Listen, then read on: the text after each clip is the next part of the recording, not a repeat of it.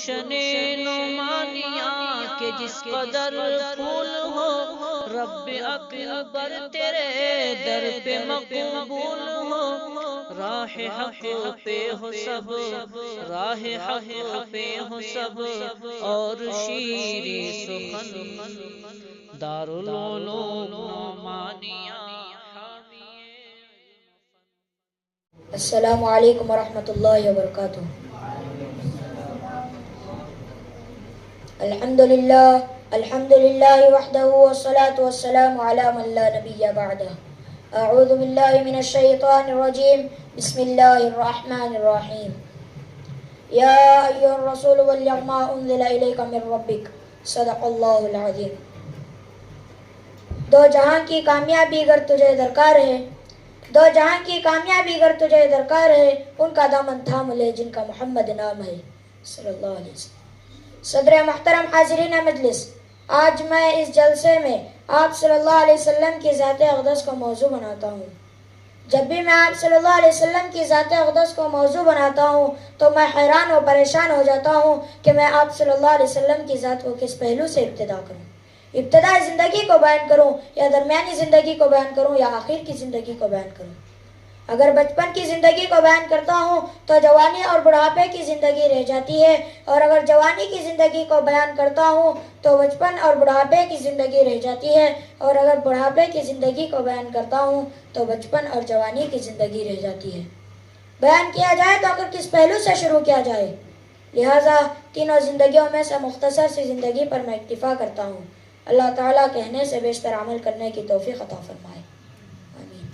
نوجوانان اسلام، سرور کائنات، فخر موجودات، احمد مجتبی محمد مصطفیٰ صلی اللہ علیہ وسلم جیسا رسول مبعوث فرمایا جس نے تھوڑی سی مدت میں دنیا کے گوشے گوشے میں لا الہ الا اللہ کی آواز بلند کر دی، ایسی ہی دعوت و تبلیغ کی کہ دنیا کا تاریک بت کدہ توحید کے انوار سے جگمگانے لگا۔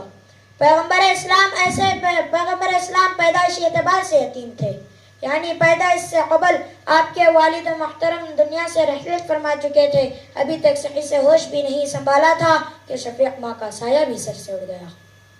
دادا اور چچا نے پرورش کا بیڑا اٹھایا تو آپ کے ذمے بکریاں چرانے کا کام سپرد ہوا۔ تعلیم و تعلم کا قطعاً موقع نہ ملا اور آپ امی کے لقب سے پکارے گئے، مگر اللہ نے وہ علم عطا فرمایا جو دنیا کے تمام مذاہب کو ملیا میٹ کر دیا۔ شعر: یتیمے کے نہ کردہ قرآن درست، یتیمے کے نہ کردہ قرآن درست، کتب خانہ چند ملت بشست۔ جس یتیم نے قرآن کریم کو درست بھی نہیں کیا تھا، اس نے دوسرے مذاہب کے کتب خانوں کو منسوخ کر دیا۔ پیغمبر اسلام خاتم النبیین، سید الاولین والآخرین، محبوب رب العالمین کے القاب سے نوازے گئے، اور کیوں نہ ہو بچپن میں آپ کا سینہ چاک ہوا تاکہ حرص و ہوا کا شائبہ باقی نہ رہے۔ جب نبوت کا دور قریب ہوا تو پھر آپ کا سینہ چاک ہوا تاکہ آسمانی سفر کی قوت پیدا ہو جائے۔ معراج میں اس مقام پر پہنچے جہاں فرشتوں کا داخل ہونا بھی ممکن نہیں۔ وَلَقَدْ رَأَىٰ مِنْ آيَاتِ رَبِّهِ الْكُبْرَىٰ کے مطابق ذات اقدس کا معائنہ کیا۔ اس سے ہم خوش ہوئے اور پنجگانہ نماز کا تحفہ لے کر دنیا کی طرف واپس ہوئے۔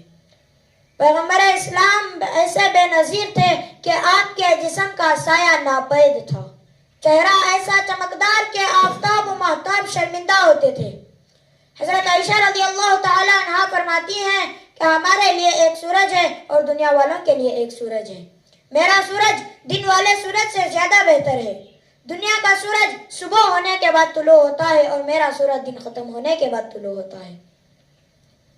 برادران ملت، آپ صلی اللہ علیہ وسلم کے معجزات حیرت انگیز ہیں۔ لعاب دہن ہی ایسا مبارک کہ سانپ کے ڈسے ہوئے کو شفا بخشی، انگلی ایسی کہ اشارہ کرتے ہی چاند کے دو ٹکڑے ہو گئے، انگلی کا پورا ایسا کہ رکھتے ہی خشک کنواں پانی سے لبریز ہو گیا، پسینہ ایسا خوشبودار کہ دنیا کی کسی چیز میں ایسی خوشبو نہیں، ہاتھ میں ایسی برکت کہ تھوڑے سے کھانے میں سینکڑوں ہزاروں آدمی شکم سیر ہو گئے، نظر ایسی کہ حضرت عمر جیسے جانی دشمن تابع دار ہو گئے، دشمن ایسا گھبرایا کہ تلوار ہاتھ سے گر گئی، جسم میں ایسی طاقت کہ عرب کے سب سے بڑے پہلوان کو ایک ہی لمحے میں چت کر ڈالا۔ غرض آپ میں تمام کمالات موجود ہیں اور تمام لوگ اس بات پر متفق ہیں کہ پیغمبر اسلام جب شرف نبوت اور رسالت سے سرفراز ہوئے تو انسان و حیوان و جمادات سب نے آپ کی تصدیق کی. کنکریوں نے کلمہ پڑھ کر گواہی دیا، کھجور کا تنا چلانے لگا، اونٹ نے اپنی شکایت پیش کی، جنات ایمان لائے، انسان پروانہ کی طرح آپ پر نثار ہوئے. یدخلون فی دین اللہ افواجا، لوگ اللہ کے دین میں فوج در فوج داخل ہو گئے. آسمان چھا گیا، باری تعالیٰ خوش ہوا اور بہت بڑا انعام نازل فرمایا. اللہ تبارک و تعالیٰ نے آپ صلی اللہ علیہ وسلم کے اگلے پچھلے تمام گناہوں کو معاف کر دیے. اس کے باوجود پیغمبر اسلام جب مصلی پر کھڑے ہوتے تو اس قدر نمازیں پڑھتے کہ آپ کے پیر ورم کر جاتے تھے، بسا اوقات پھٹ جاتے تھے اور ان سے خون بہنے لگتا تھا. اپنے قریبی رشتہ داروں کو دعوت اسلام دو. جب آپ نے خاموش تبلیغ شروع کی تو خاندان والے دشمن ہو گئے. اللہ نے حکم دیا تم کھلا تقریر کرو. پھر اعلانیہ تبلیغ شروع کر دی تو کیا تھا، پورا عرب آپ کا دشمن بن گیا. خوف و ہراس کا موقع آیا تو اللہ تعالیٰ نے تسکین دی، اللہ آپ کو لوگوں سے بچائے گا. آپ مطمئن ہو گئے اور کبھی ذرا برابر بھی خوف ظاہر نہ ہوا. آپ غار طور میں ہیں، کفار آپ کے مکان کو گھیرے ہوئے ہیں اور آپ کے چراغ نبوت کو بجھانے کے لیے سر ڈہر کی بازی لگائے ہوئے ہیں. آپ سب کی موجودگی میں گھر سے نکلتے ہیں لیکن کسی کی نگاہ آپ پر نہیں پڑتی، سب کی آنکھیں بیکار ہو جاتی ہیں. مگر پیغمبر اسلام نے 23 سال میں ایسی عظیم الشان تبلیغ کی، اللہ اکبر، آسمان کی طرف پرواز کی تو حضرت عیسیٰ علیہ السلام سے بھی آگے نکل گئی. علمی میدان میں قدم رکھا تو ایسے مسائل حل کر دیے جنہیں عقلاء نے تصور بھی نہ کیا تھا. دشمنوں کے مقابلے میں آئے تو نہتے 313 آدمیوں کی مسلح فوج کو شکست دے دیا اور اتنا بڑا علاقہ مسخر کر دیا کہ آج تک بڑے سے بڑے فاتح بھی نہ کر سکے. آپ نے روزانہ 822 مربع کلومیٹر زمین پر قبضہ کیا، چٹائی پر بیٹھ کر بڑے بڑے بادشاہوں کو چیلنج کر دیا اور کسی قسم کا خوف دامنگیر نہ ہوا. آپ نے کبھی بت پرستی نہیں کی، بد کلامی سے زبان آشنا نہیں ہوئی، امانت میں خیانت کا شائبہ نہ ہوا. پورے عرب میں شور ہو گیا، لوگ محمد صلی اللہ علیہ وسلم کو صادق اور امین کہنے کے لیے مجبور ہو گئے. حضرت انس رضی اللہ عنہ برسوں آپ کی خدمت میں رہے. آپ کبھی ان پر غصہ نہیں ہوئے، کبھی برا بلا نہیں کہا، کبھی سوتے ہوئے بیدار نہیں کیا اور نوکر کا کام اپنے ہاتھ سے انجام دے دیا. آپ کے راستے میں کانٹے بچھائے گئے، آپ پر پتھروں کی بارش برسائی گئی جس میں مبارک لہو لہان ہو گیا. فرشتے کو غصہ آ گیا، چاہا کہ ان دونوں پہاڑوں کو ملا دیں اور یہ لوگ آٹے کی طرح پس جائیں. مگر پیغمبر اسلام چلا اٹھے، خبردار ایسا نہ کرو، اگر آج یہ لوگ مجھے نہیں پہچانتے تو ممکن ہے کل ان کی اولاد مجھے پہچانے اور ان کی زبان سے لا الہ الا اللہ محمد رسول اللہ کی آواز نکلے.